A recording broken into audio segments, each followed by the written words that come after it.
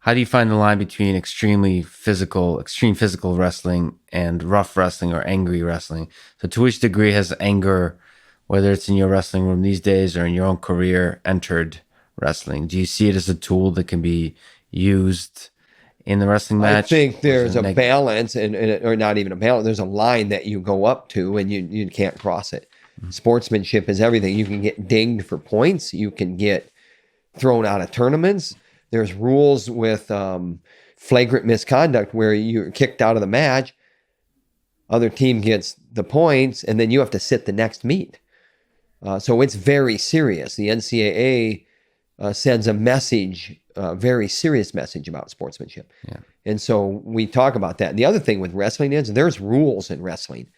These guys that are tough guys outside of the rules, that's what you want in your opponent. That means they're frustrated.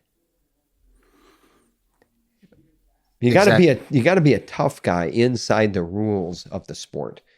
That's more honorable than cold cocking somebody and knocking them out. So yeah, anger doesn't mean breaking the rules, but I mean, a lot of people know you just watching you as a coach. There's quite a bit of passion there. Well, come and do what you're doing tonight. I mean, break bread with me in my kitchen and see how big of a jackass I am. No, you're a pretty nice guy. Well, I'm not asking for that necessarily, but thanks. I'm saying, you know what, you as a coach, I mean, come spend a month in our program and you'll see really what kind of people we are. And there's a stigma out there because they are very threatened by our program. There's nobody else that threatens the sport of wrestling like we do. And that's the truth. There's a legend to Iowa wrestling. It's one of the most intimidating. There's a legend to John Smith. It's the same thing. But they get up for John Smith. They get up for Oklahoma State. They get up for Penn State.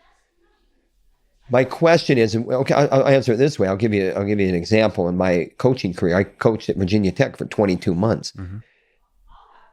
We recruited the #1 recruiting class.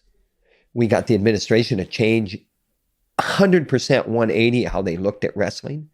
Here's the thing, and because of how serious we were, and because we weren't idiots, we were able to do that with our administration. But my point is this: we tried to win.